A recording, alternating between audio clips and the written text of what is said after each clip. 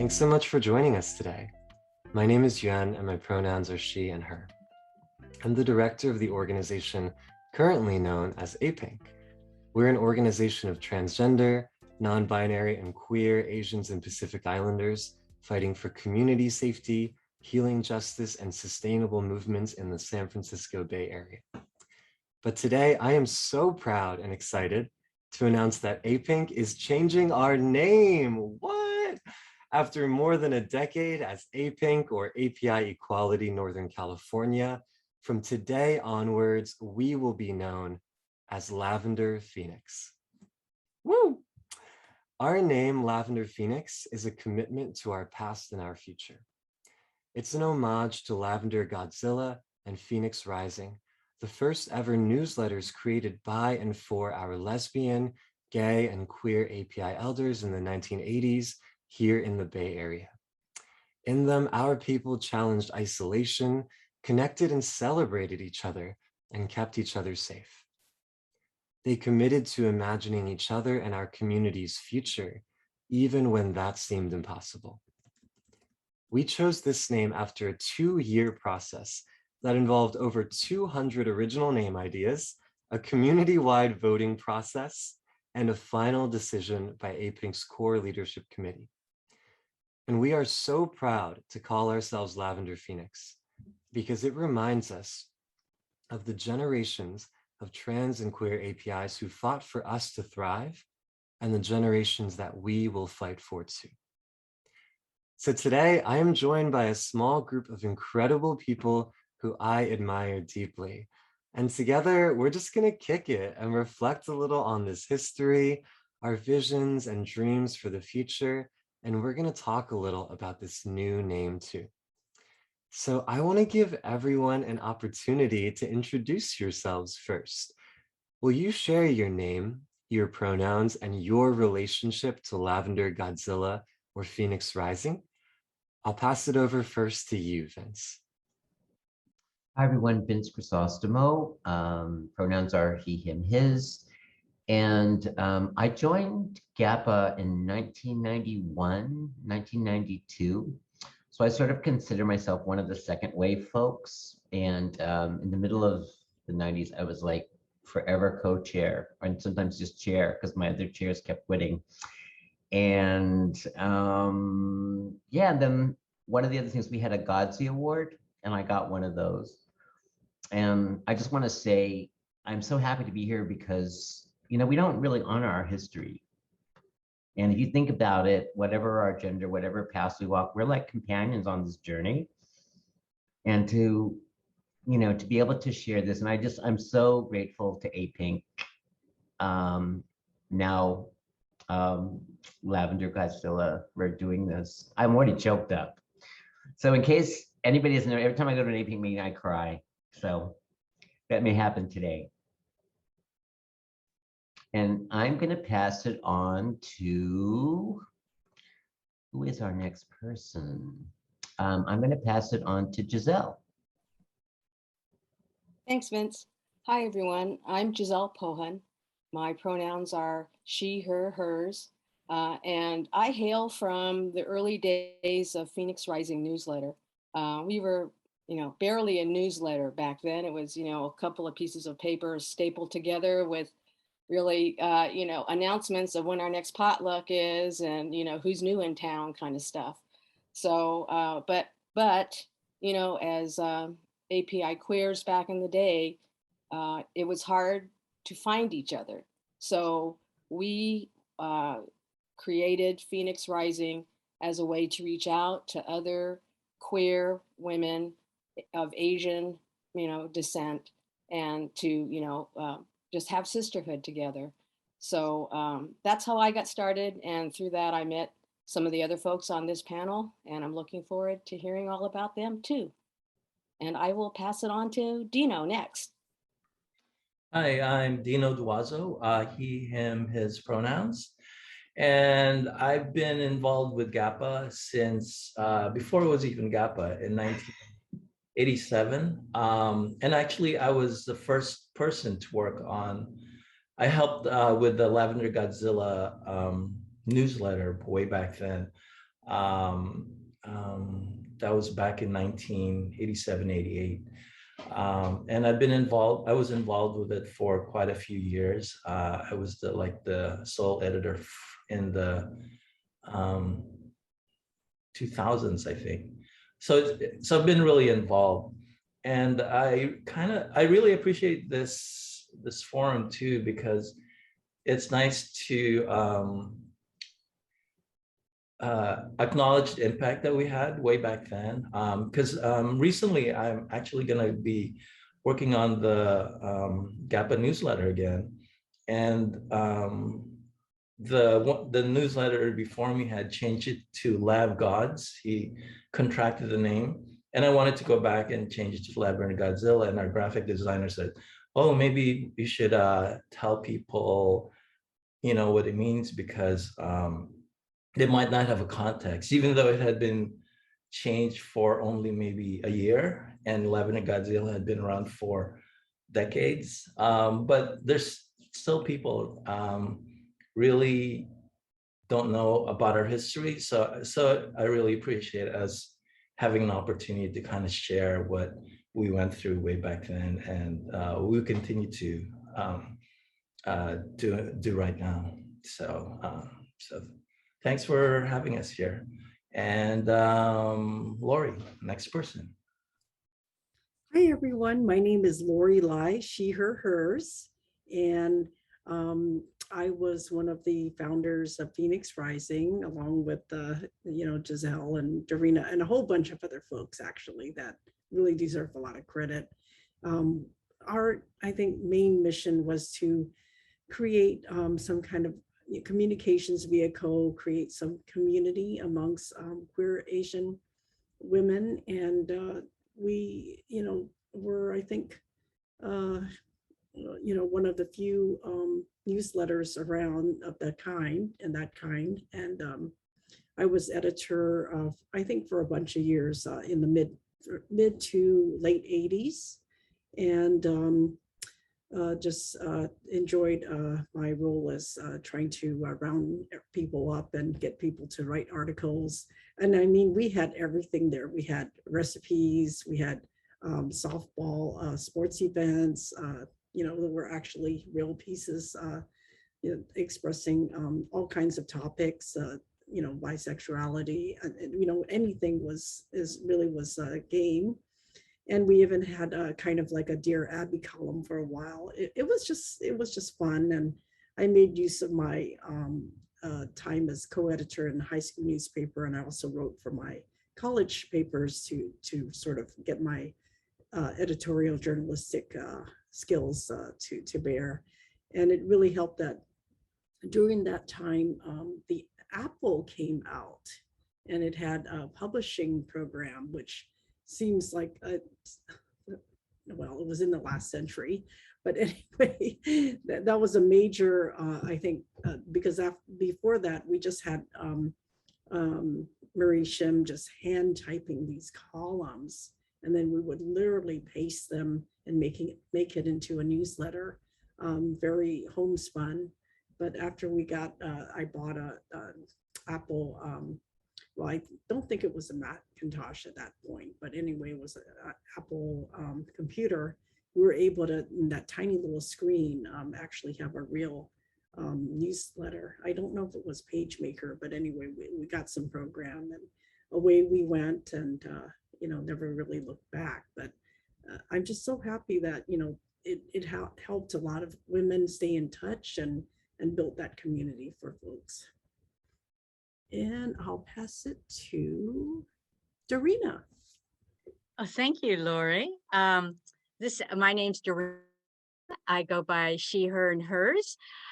Yes, I'm so kind of thrilled to actually be able to talk about our history, because I think so many of us really don't know our history, and sometimes invisible in the general, LGBTQ history, because we haven't really kind of lifted up all the things that we've done and written it down. As they say, those who record history are those, who they think make history, but that's not necessarily true, as we know.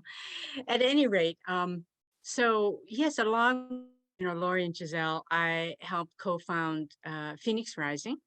Some of us had been organizing for many years before. Like Giselle and I were involved in one of the first Asian American feminist groups, where actually most of us were lesbians, although we may not have said that because it was safer to be a feminist. And actually, I like to think back and think that out of like almost all of it, well, about half of us, I guess, were out lesbians, and then by the end, almost everybody came out. Not everybody, but almost.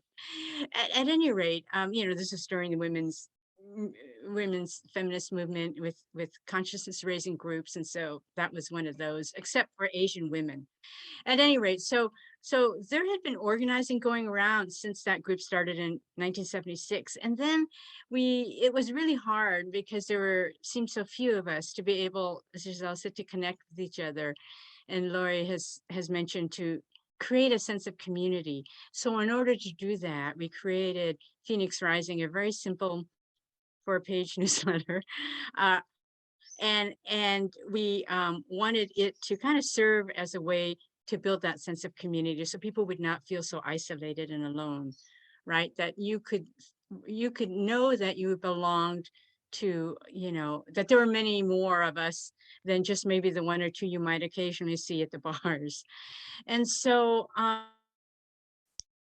was actually, I helped to start it because it started in 1984, but then I had to move and leave. I went to New York for law school, but I'm so happy that, like Lori and Giselle and many others actually continued that for many years after that, because I think it was kind of a connection for the whole community so that we could keep in touch with each other. And it was kind of an informal way to create a network, which we eventually did create a more formal Asian Pacific lesbian and bisexual transgender network out of that, kind of the first connections from.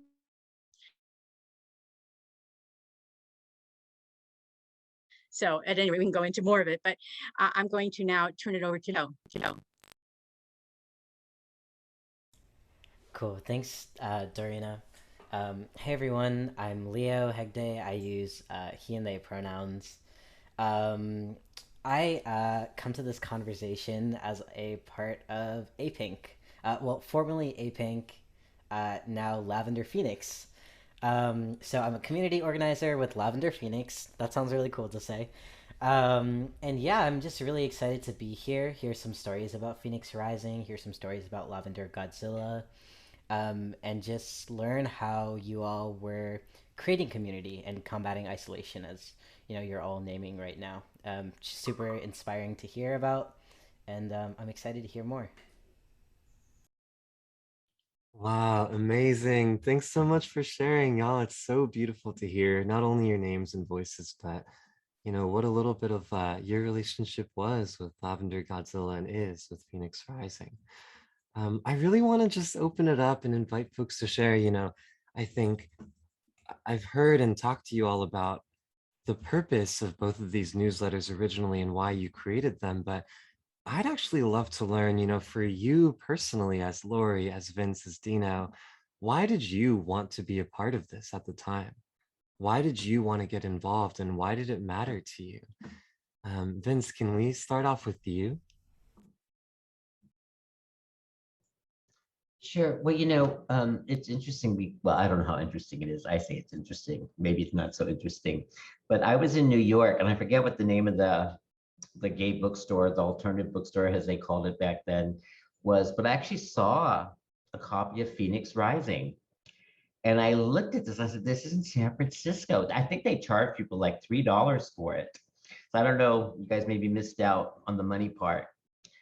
And when I moved to San Francisco with my then partner at the time, and I met GAPA, they were putting together one of the magazines, because we had the newsletter and then we had these magazines.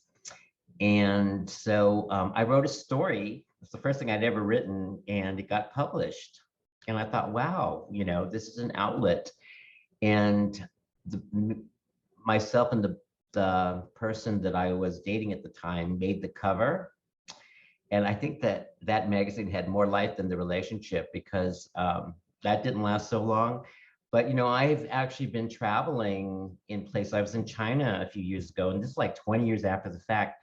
And somebody brought a copy of that magazine to the meeting that I was hosting and asked, "Is this you?" And I'm like, "Yes." And they said, "Is this you?" And they pointed to something on Grind. I'm like, "No, that's not me." But, you know, it was my first sense of community. And I tell people, like, my mother, you know, we didn't, as a Pacific Islander, you know, my mother said we were Oriental, but we weren't.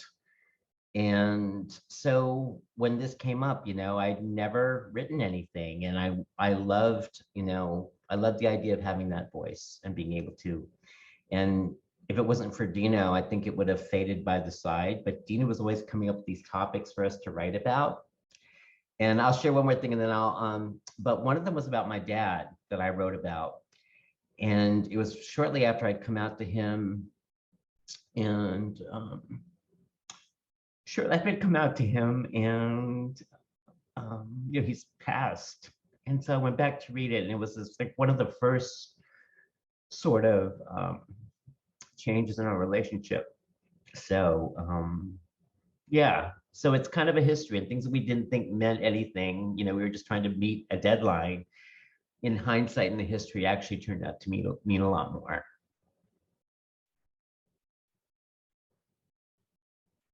So, Wow. Vince, thank you so much for sharing that with us. Yeah, that really means a lot. And if you still have a copy, I would love to read that sometime. Yeah. I'm really curious for other folks on in this call. Did any memories come up for you as Vince was speaking, or why did you want to get involved with those newsletters at the time?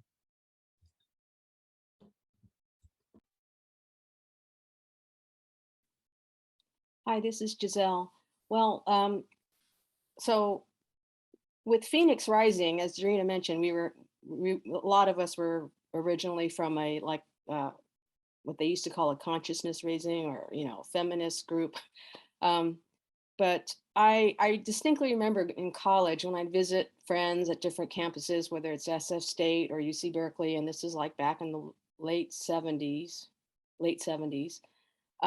If you saw an Asian person who looked queer or gay walking down the street, you cast your eyes away.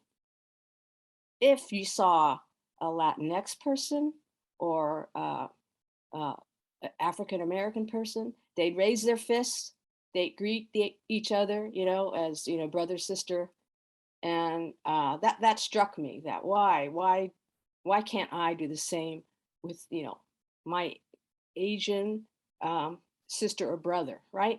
So for me, working on Phoenix Rising was a way to reach out and to say that we're proud, of who we are.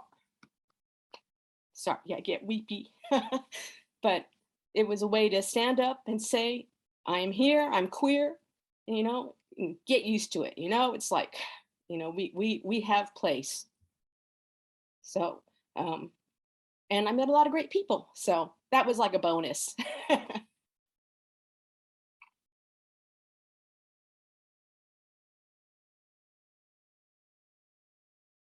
Anyone else have some thoughts? Hi, this is Dino.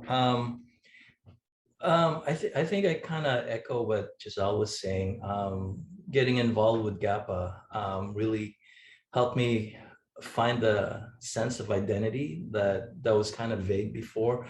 Like I would always split between whether it's gay or Asian. It never got combined, but finally with GAPA, it got combined into a whole, which was really empowering for me and exhilarating and exciting. And that kind of translated a little bit into the newsletter, because GAPA was brand new and we were sharing ourselves with the world through the newsletter. And so, it's just like What I remember most about GAPA, though, was I thought we would be just telling all these personal stories, sharing our voice. But actually, in the beginning, I looked at through the old newsletters, and in the beginning, it was just kind of like notices, things about what we were doing, and but even that, like 30 years later, it still has an impact because it tells you what our community was doing way back then, and kind of laying the groundwork for what the community is doing now. So it's nice to look back, but then also it's nice to see where we've gone, where we still have to go, and um, it feels good to feel like we shared something in the past that's able to let us move forward too. So yeah. Yeah, this is Dorina. I guess yeah, what Giselle and Dino both are saying about being able to be your whole self and having been so invisible for so long, and having been working through the pain of that isolation and kind of alienation from everyone else. So I've kind of, like, I consider myself a product of many movements, like the Asian American empowerment movement, the feminist movement, the lesbian and queer movement, lesbian and gay and queer, so that I could kind of finally come to a place where I felt, as just also proud of being who I am, or being able to be comfortable with who I am, and trying to, reach out to others like me to kind of build that sense of kind of, empowerment, and just feeling like I was worthwhile. And that is, why I've always kind of my whole life, I still do organizing within the Asian American Pacific Islander community, as well as the LGBT community, because that is where I get my strength. That is where I get my energy to keep going, and because I believe in social change. And the only way I can do it is getting kind of support from, like, my brothers and sisters, like on today's call, right? Because that's home to me. It is my family. And that is why, I helped start Phoenix Rising. That is why I help organize different groups across the country, helped with API Equality LA. It's just because we need to support each other, because nobody else is going to do it for us. We have to do it for ourselves. And so Phoenix Rising was one opportunity to do that. And I'm so happy that people felt they could plug in and carry it on, because without people being committed and carrying on all of those efforts, we can't build a movement, we can't build our institutions. Yeah, thank you so much, Dorina. This is Yuan again. It was so beautiful to hear everyone's different thoughts there and memories. And, I'm really curious. Everything that I hear in what you said just speaks to such a deep commitment, even when it felt impossible, to make space for yourselves, to be your full authentic selves, to, like Giselle said, create an environment and relationships where, as trans and queer API people, we don't turn away from each other or ourselves when we see each other. We turn towards each other and acknowledge each other.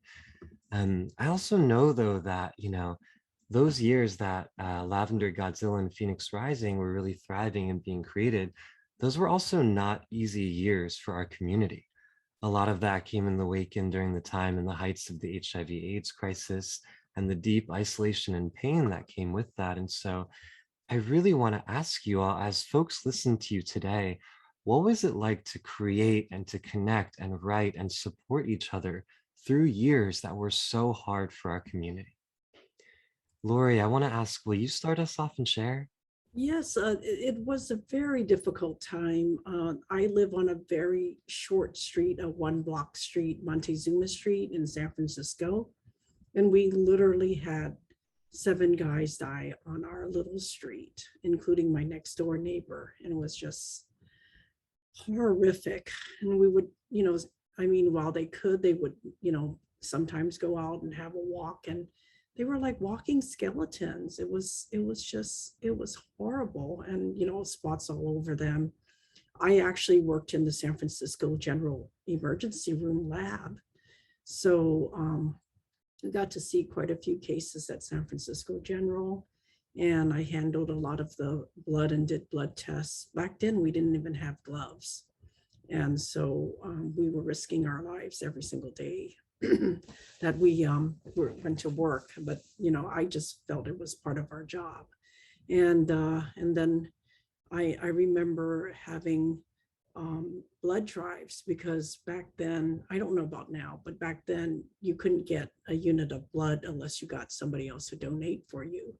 So they rounded up, or not rounded up, but called for a lot of lesbians to volunteer for our brothers, because they didn't have often family, or they weren't in touch with their family in order to give blood. So we went ahead and donated our blood so that they could actually have some platelets. A lot of them had bleeding problems and other problems, because of their illness.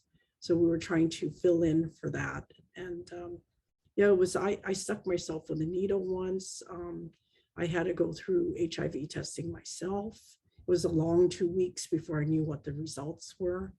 So it was very tough. I mean, when I look back, it was like a war zone. And it definitely, when you went to Castro, it was very, very, very sobering to see people living with AIDS. There was at that time no treatment. So, it was pretty much a death sentence. I can't even, I could never forget, one of the guys, I think it was at GAPA, that somehow didn't even, when he contracted HIV, did not, really engage with people, and he just didn't tell his parents, and somehow died alone in wherever he was living. And it was, everybody cried then. It was so sad. I mean, to think that, he didn't, the shame or whatever it was that he was feeling, it was just hard. And, I mean, all of us could have, at least visited him or done something more, but I think he just didn't really, he kind of withdrew. And I'm sure he wasn't the only one. It was the only one I knew of. But yeah, it was very tough those years. After me is. Oh, Lori, I see. I think Vince is ready to share something. Yeah, thank you so much, Lori. Yeah, thank you for bringing this up, because I think most everybody knows I've been living with HIV now for about 34 years. And around 94, I switched from I had a theater program to doing the emotional practical volunteer support program for GCHIP. And it was incredible because many of the women in the community joined that. And there were so many folks that I'm so grateful to, and then we had this big holiday thing. But another reason why I participated in Lavender Godzilla was because so many of my clients needed to read those stories. It was a way for them to know. So I would bring copies of it to their homes and things. And so many stories, what Lori just shared, that was actually typical in our community at the time. So many people were so ashamed that they would just cut off. And I mean, at GAPA, we did have the Community HIV Project and people bonded together. But many times once somebody knew they got it, they just kind of withered away and died. And so it's one of the things that in my work that I do now, I think about what is the ticket to get people out of their homes and connect? What is that thing that's going to motivate them to do that? And, one of the things that did switch with our community, which is different from like the gay white men, which make up the majority of San Francisco's HIV, is that in our group, there were a core group of us that survived. and still see each other today, and support each other, and still finally try to recall the various people in our community who supported us. There was one, Jan, who was one of my, Jan was one of my volunteers, who was from, and I think they died of cancer in the, either in the early 2000s. Someone said we should have a program for everybody, not just for HIV, but for anybody in our community. And I think, you know, APIENC's community care thing started to do some of that. I keep forgetting, I didn't say this is Vince, but I guess Ewan said that for me. Actually, when I do these things, sometimes I'm not even sure I answer the question. Like I stay on point. But it's so emotional for me to think of these things, because the other thing is, just as a person living with HIV who thought he was going to die at any moment, I remember just, oh God, standing watching our community and think, God, this is what I'm going to lose. You know, I never had that growing up. I never had that. You know, the only gay Asians I knew were from the bars when they saw me as competition, so we didn't really become friends. And I just, yeah, so just, I thought this is such a magnificent community, and I was so proud to be a part of it. And I will turn it over to somebody else because I can feel my throat tightening.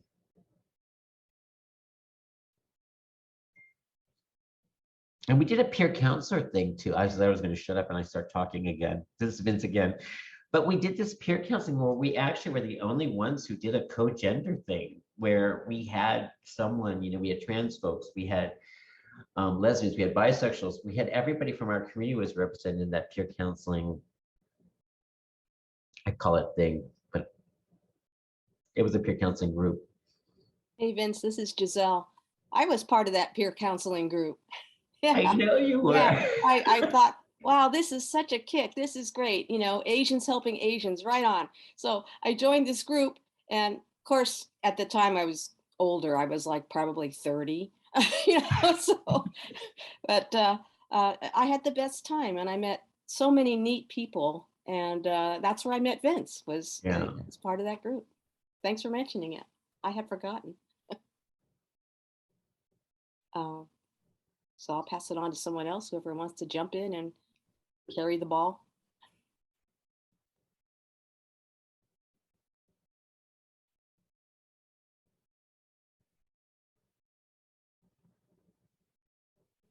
This is Yuan again. You know, Giselle, I knew you just passed the ball on to someone else, but I also remember having a conversation with you about this time, you know, like working on Phoenix Rising during the time of the HIV/AIDS crisis. And I remember you sharing some really powerful reflections with me. And I know people who are listening to this would really value hearing that too. And I'm curious, like, what was that like for you at the time?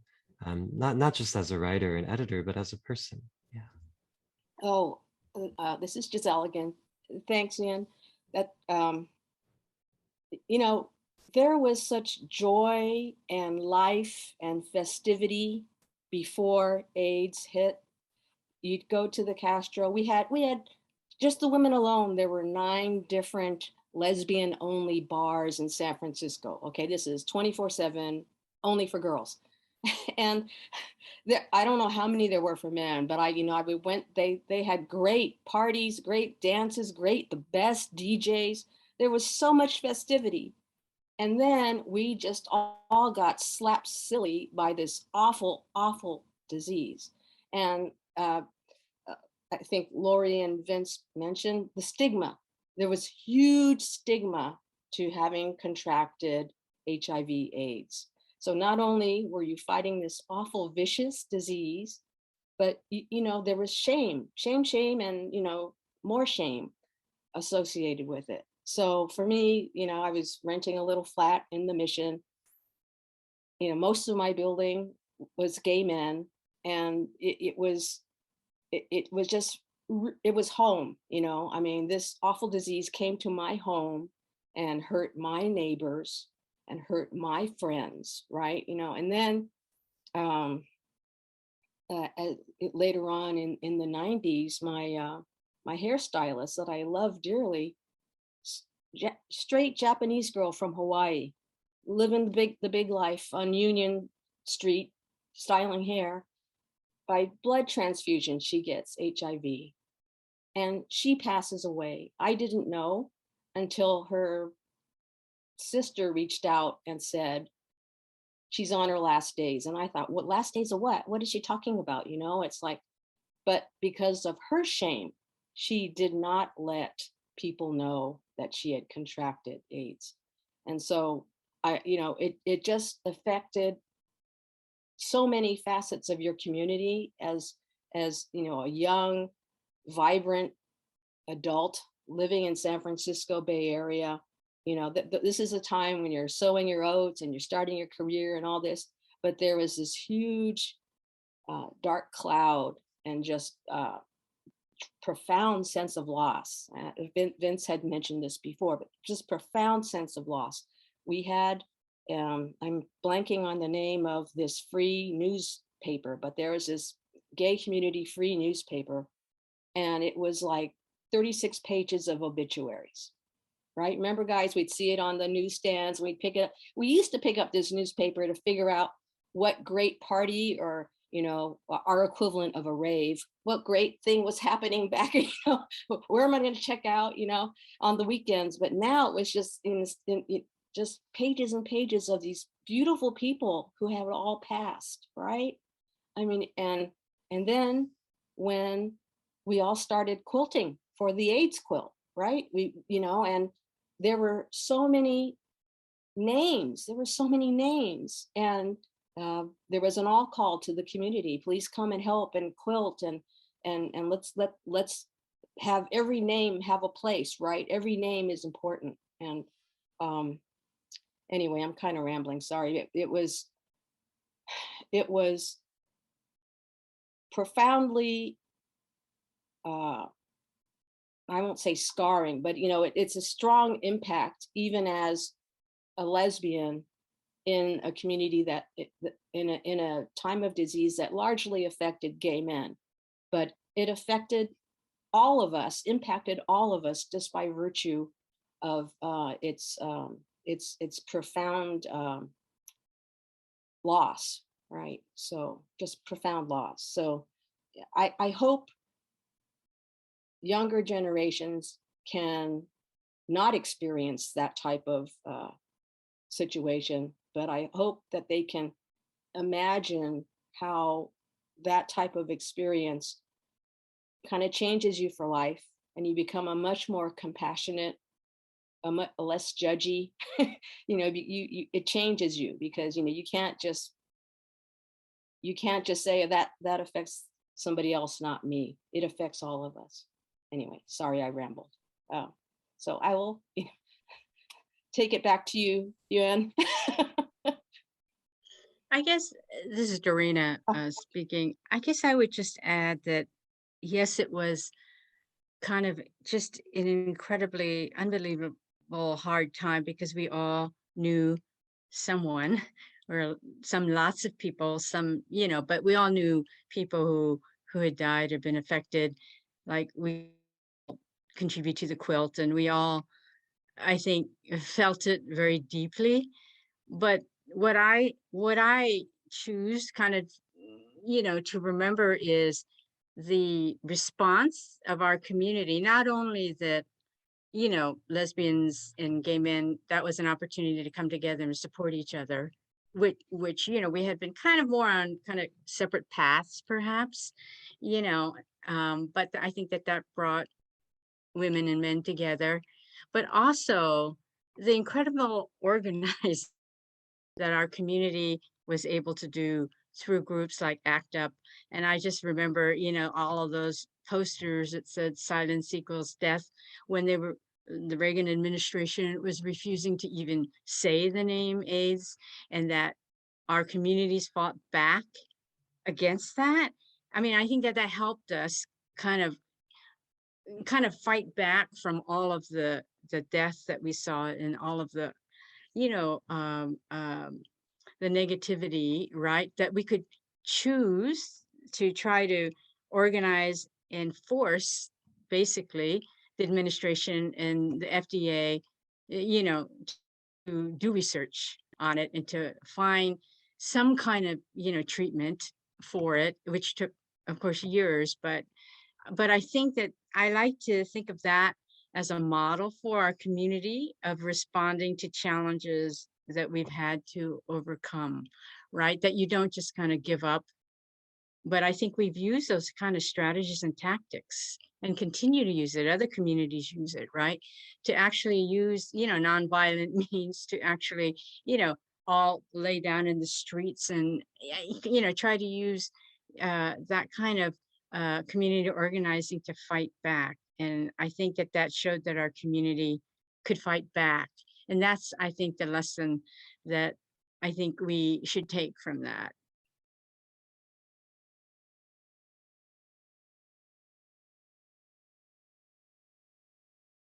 This is Lori, and I just wanted to comment on how that era of HIV and AIDS really shaped my own career.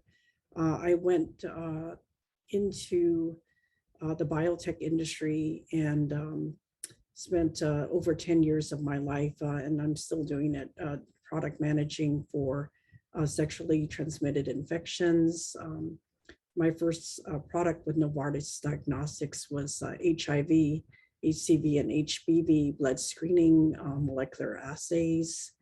I went on to get my doctorate in global health and epidemiology in order to help, develop some of these diagnostic tools, tests to help identify the disease earlier or to screen the disease. I also looked after a HIV, people after taking these drugs for a while, they develop resistance. So I looked after a test that actually sequenced the virus and looked for resistance markers. And now I'm also working on with my current company on some other STDs, chlamydia, gonorrhea, etc. So it's been a long journey, and it certainly has given me a lot of purpose in my life after going through those very tough times in the 80s. I really wanted to devote my life to do something more, more on the scientific side, but still something that would really matter. This is Yuan. Lori, thank you so much for sharing that. And thanks to everyone just now who shared such beautiful reflections about a really hard time. I just want to invite everyone. I know that not everyone listening will hear us, but for all of us here, just want to invite you to take a little breath together after a heavy.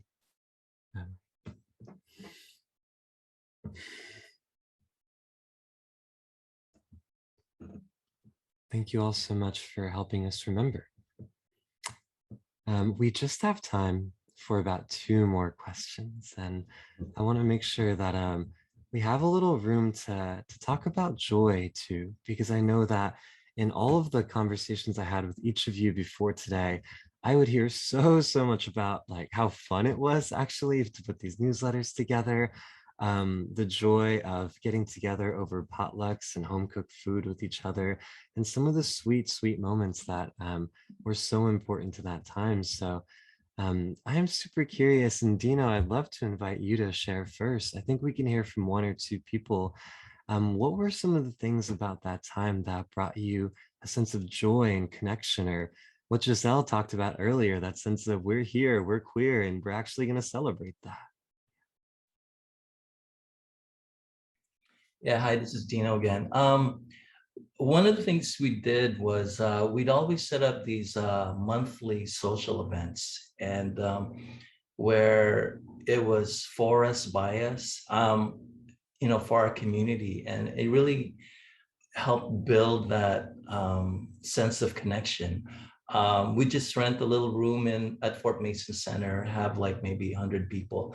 And even though people knew that, there was the clubs afterwards, this is a way for us to connect first. And then, ends at 10 and then they could do the bar stuff. But it really made a huge difference in terms of um, um, connecting and getting together. I mean, because back in the early 90s, the late 80s, early 90s,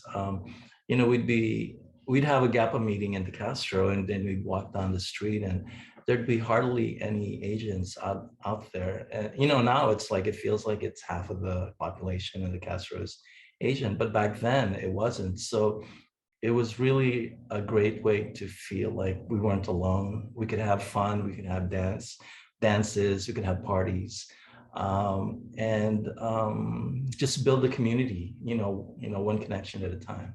So yeah, it was a lot of fun. Actually, there was this one time when we had a float, GAPA had a float at the Pride Parade, and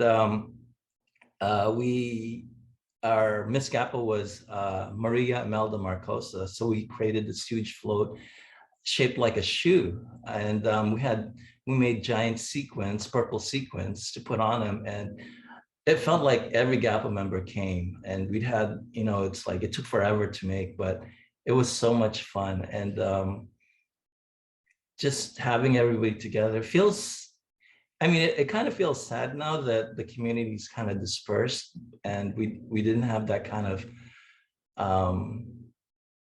that joint commitment to a purpose together like we did back then. But it's just great to kind of think back, and it's like a vision of what we could do together. Just like everybody had shared that. Fun, doing fun things too, fun, productive things, and, maybe silly, but, it really made a big difference for people. So. This is Vince butting in. This has been really great. There was one moment in the community that I don't know who was there, but it was the Chinese New Year parade, the first one that we all marched in. And I just remember people showing up and wearing masks. And I remember watching this on television because I wasn't in town. And then I remember watching the masks come off. And I don't know if anybody was there, if anybody marched in that, but it was so beautiful to see. Because when people first showed up, I was like, they're wearing masks. What's the point of being out if they're wearing masks? But then to watch people take them off, it was just so beautiful. And I think we got a picture in Out magazine. I don't know if we put one in Lavender Godzilla or Phoenix Rising, but for me, that was what the joy was. And I'm so glad you have this, because I thought our stories were so tragic. I had a theater program. I'm like, these stories are really tragic. We need to cultivate some joy here. But for me, it was the community and the stories and people discovering that there was another gay, Asian, lesbian, or trans person that they could relate to. And that's what it taught me. The joy was the community that we had. And maybe it wasn't always perfect, but we always rose up, and I think we always, and I actually think that that's one of the reasons why I'm still alive today, because I found that community. And I'm not one of the people that passed, and that's where my story ends. But yeah, so I don't know if anybody was here for that, but it was just such a beautiful, I forget what year it was, and they had animal masks. And then just to watch people take those off and just come out in public was just so beautiful. Hi, this is Dino. Actually, I was at that parade the first time we showed up at the Chinese New Year parade. And there was really a lot of fear in the beginning in terms of how the crowd would react. We even had people from Asian Law Caucus who would be monitoring and make sure that, like negative stuff wouldn't happen. But GAPA had this huge balloon dragon, and we would kind of run around with it. And in the middle of it, there would be so much joy in terms of being out and proud and in the community and, running around with this dragon. So they may have, in terms of what Vince was talking about, I mean, just that kind of connection we had, us being all there together, probably made it feel safer for people. And then once the parade was all over, and we'd be just like, wow, that was awesome. I mean, there was a sense of relief, but sense of joy too, and fulfillment that, we're out there being part of the bigger API community, we're not just our own group, we're part of a larger whole too. So yeah, it was a real exciting time. Wow. This is Yuan I again. thought he was going to say it didn't happen that way at all. Vince is lying. Or Vince is wrong. Well, this is Yuan again. Thank you so much for sharing that memory. And you're right, it is so beautiful to hear about the moments we were joyful and supporting each other and in the easy and the hard times. We just have time. I want to make sure to respect everyone's time here. I think this conversation could go on forever. I think we all need to get together over some tea or something and just hang out and hash it out. But we just have time for one last question. I'd love to hear from a few people.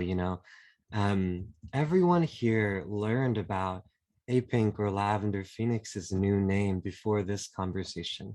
And I know everyone here had a different and a personal reaction to it. So I would love to hear from 2 or 3 people.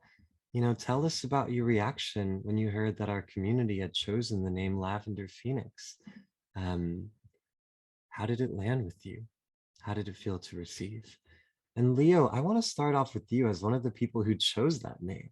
How did it feel to you when you were part of that decision-making process as part of APIENC's or Lavender Phoenix's staff team? Yeah, thanks for asking that, Yun. This is Leo. Yeah, I think that when we were going through that process, just like aesthetically, I was like, wow, y'all chose really powerful names for your newsletters. And combining it, I'm like, oh, it sounds great. But, beneath that kind of like aesthetic draw, I think there's an aspect that I've always loved about, the organizing work that I've done with Lavender Phoenix, which is being rooted in history. And when we were choosing the name, I think I knew very surface level what that meant. I was like, I know that you all were both creating newsletters during this time period, and I was like, yeah, totally. Like we're continuing this work, but I actually think in this conversation, I'm seeing all of these like really deep connections to things that like we are feeling and moving through right now. Like hearing you all talk about this fear or this sense of loss that happened during the HIV/AIDS epidemic, like, I can't even imagine it, experiencing it that on that scale. And I like really appreciate y'all sharing those stories. And at the same time, I'm feeling this like connection to, I think, the fear that a lot of, like myself as like a trans South Asian person, I feel like a lot of the people in my community, there's always this fear for me of like, will we lose them, right? At now during the pandemic and just in general, just like moving through the world with this intersection of identity, I think there is a lot of fear around that and a lot of loss that comes with that. And I think I'm hearing from you all something similar to actually what I felt, which is that creating this sense of purpose, creating this sense of compassion, shaping how we like fight back against shame, against silence, which isolates us, and even like leaning on each other for strength. Lori, the story that you shared about folks showing up to give blood, I like can think of no like more poetic way to say, hey, I'm showing up for you. I will literally give you my blood. And that's how I feel about a lot of people in our community. So it just feels so right to me that we are taking on this name. And I feel in a lot of ways that like I hope to honor that legacy. yeah, I think it just feels really beautiful to hear these stories and to know what we're trying to continue. Yeah. And I would love to hear from other folks as well. For me, I think this is Lori again. I think it's a wonderful name, and it does resonate even across the country and really even into Asia, because of the connections I made with Phoenix Rising and visiting Asian lesbians of the East Coast, and also later on connecting with through connections again, the lesbian group in Japan. I lived there for 4 years, and then the lesbian group in Hong Kong. Phoenix Rising got to be pretty well known, and so there's in this name, I think you'll see that there is going to be some deep connections, not just across time, but across geography. So I'm very, very I think it's just a wonderful, auspicious name. Well, with that, Lori, thank you. This is Yuan. And, Lori, you just talked about how you think this is an auspicious name. And in the spirit of that fortune, in the spirit of goodwill, I would love to invite us to close this conversation by sharing a wish. And I will say for anyone who's listening, we didn't prepare, this was not script. We don't have any like prepared answers for any of these questions, but I want to ask everyone here, Giselle, Dorina, Dino, Lori, Vince, Leo, will you end this conversation by sharing a one sentence wish for our community going forward? I know that one sentence will not capture everything, but I know that it will mean so much to hear your wish for us. So I'm going to bring us back to our original order when we introduced ourselves. And I'm going to ask Vince to start us off with your one sentence wish, and then you can pass it to Giselle. Okay, this is Vince, and my wish is very simple. I wish you all love, just pure and simple. And I'm going to pass it on to Giselle. Oh man, you stole mine. This is Giselle. I wish you all the strength to be proud of your authentic self.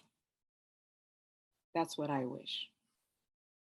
And I will pass it on to, who is next? We have to scroll up. I'll pass it on to Dino. Okay, this is Dino. So just based on all that we've been talking about, my wish is for us to bloom together as a community and to being the best we can be, which is there and ready to make itself known. I'll pass it to Lori. Yeah, I wish that Lavender Phoenix not only will continue the work of building this beloved community within the LGBTQ plus Asian space, but also to build beloved community with beyond that, and have people really appreciate the wonderful diversity, intersectionality, and it's just so much beauty that is going to come out of it. So wishing you all the best.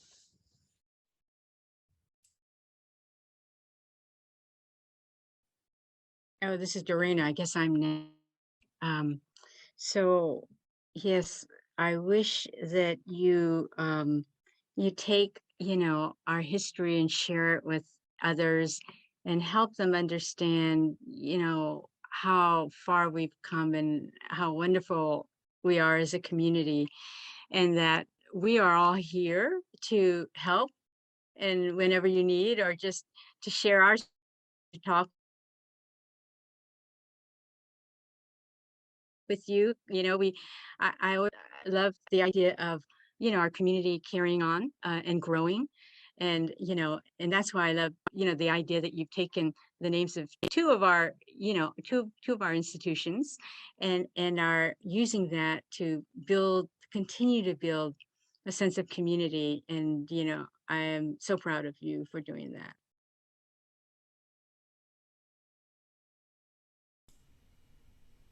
Wow, thanks y'all for those wishes. This is Leo. I think this is similar to what Dorina spoke about, but I'm really wishing for those of us in the Zoom room and those of us not in the Zoom room that we can continue to share and witness each other's stories. I know that I've found so much like meaning in this conversation itself, and I think that's what moves us forward. So. And with that, it's time for us to close this conversation. Thank you all so much. We've gathered here because as trans and queer Asians and Pacific Islanders across generations, we know as well as anyone that names hold power. Across our communities, names have brought us both struggle and healing. We've learned to live with new spellings across migration and war. Many of us have mended our names and created new names to call ourselves, and many of us work every day to remember the names of the loved ones we have lost. This conversation has been a chance to honor the history, the power, and the vision of a name change that we choose.